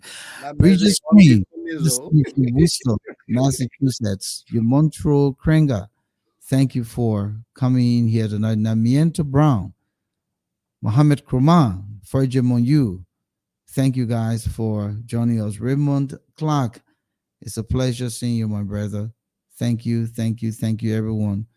Yakuyu Harris and the rest of you will be back here on Tuesday, God's willing. Yeah, Yuko Good Harris, night. my sister from Liberia. No, that's a male, Yakuyu.